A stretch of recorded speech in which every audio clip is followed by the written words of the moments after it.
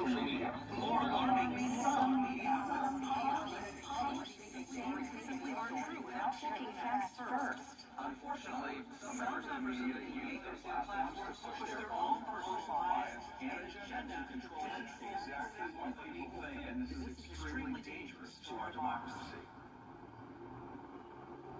These are NGOs that tend to support generally far-left entities, and they tend to have a top-down view of how society should be organized. And that, I think, is the reason why they believe the control of information is so important.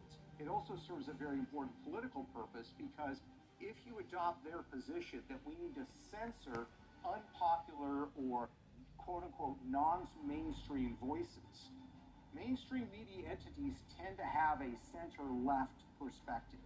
We're in the midst of a trust crisis in the world of media, which is because so many in the legacy media have lied in order to preserve left-leaning narratives. To take just the most recent example, we were told by the legacy media that President Biden was just fine.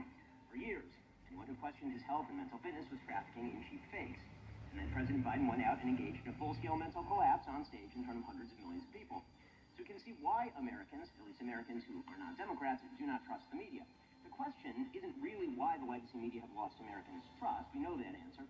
The question is why, despite that loss of trust, the legacy media continue to gain share in the advertising market. And the answer is simple. There is, in fact, an informal pressure system created by Democratic legislators, this White House, legacy media, advertisers, and pseudo-objective brand safety organizations. That system guarantees that advertising dollars flow only to left-wing media brands.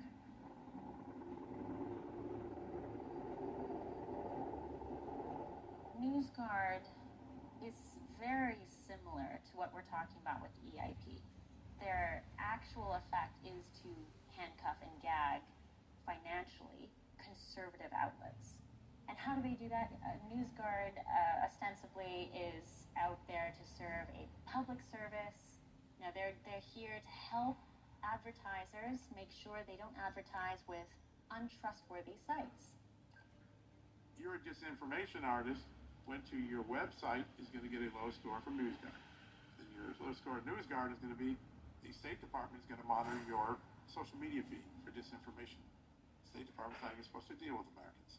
To your advertising is going to be cut off because you were a disinformation artist and you impugned poor Hunter Biden who did nothing wrong.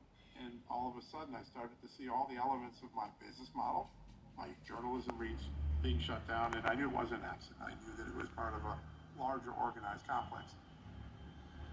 So there's a case right now that X Corporation has filed against the World Federation of Advertisers because 90%